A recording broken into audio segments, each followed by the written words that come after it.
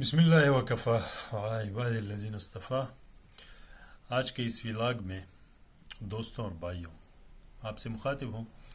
یہ مہنگائی کا جو راگ ہے یہ تو ہمیشہ چلتا رہتا ہے پاکستان کے اندر اور پوری دنیا میں، کہ مہنگائی ہو گئی، یہ ہوا وہ ہوا، لیکن دو تین چیزیں ہیں جس میں فرق ہیں۔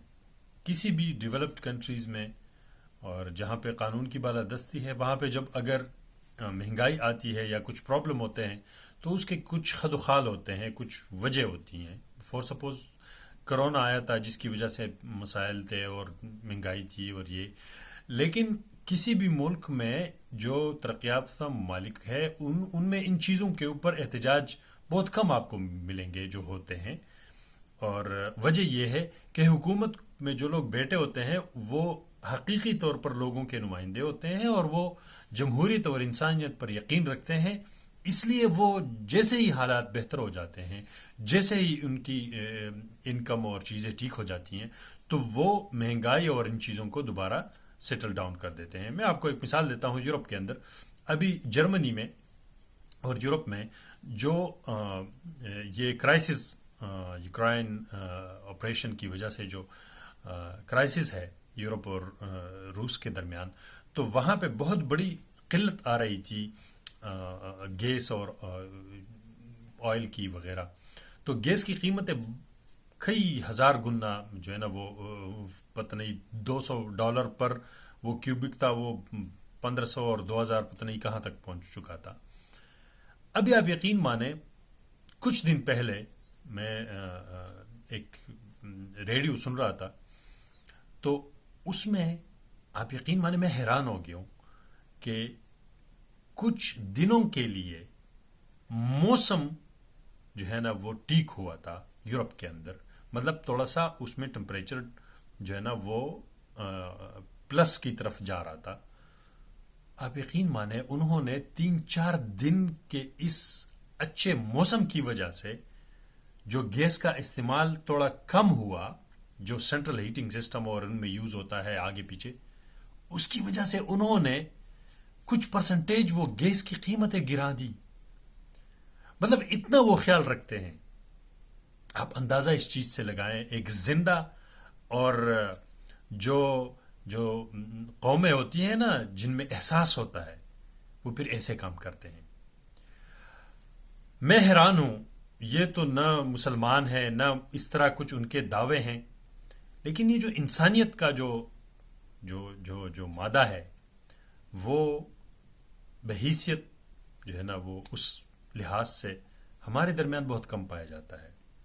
آئل کی قیمتیں 2017-18 کی بات ہے، 16 کی میرے خیال میں تقریباً $35 تک گر چکی تھی، مطلب عالمی مارکیٹ میں۔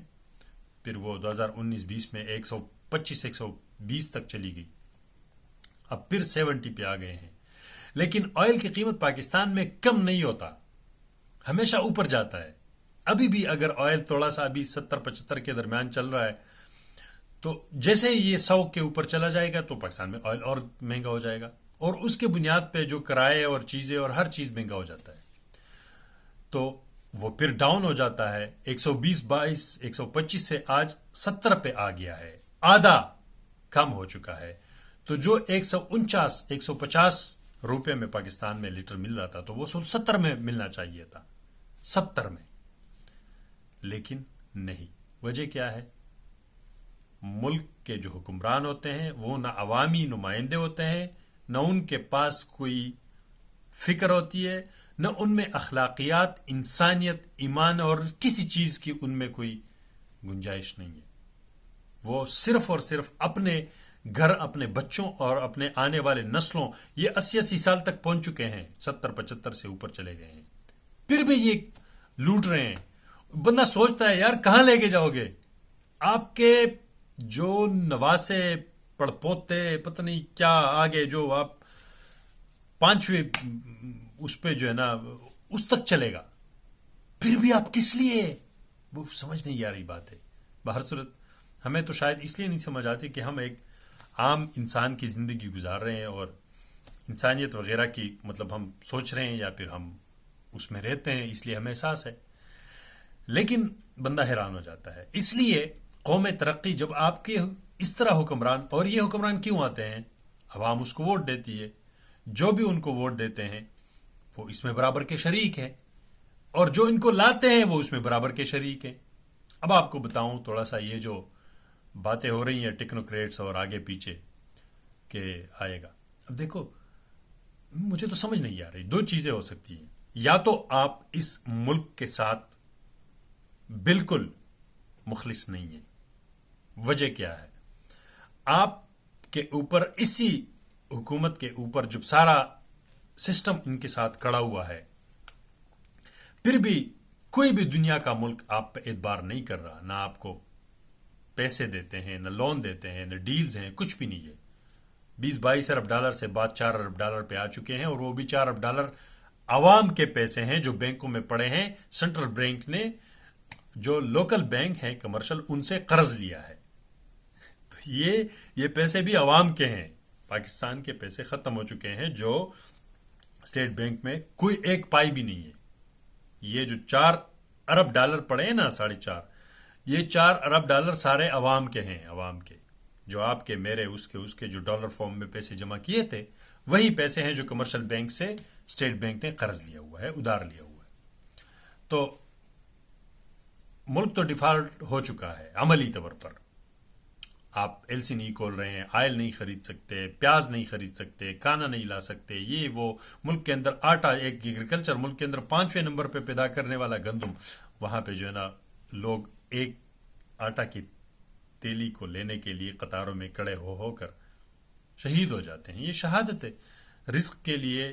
جس طرح قرآن اللہ کا فرمان، القاسب حبیب اللہ، جو محنت کے لیے، وہ اپنے روٹی حاصل کرنے کے لیے گیا تھا اور کسی ایک مقصد کے لیے کھڑا تھا، اپنے بچوں کے لیے، کھانے کے لیے، کہ آٹا مل جائے. کڑے کڑے ہو کر بندے کو وہ ہو گیا، وہ بیچارہ شہید ہوا.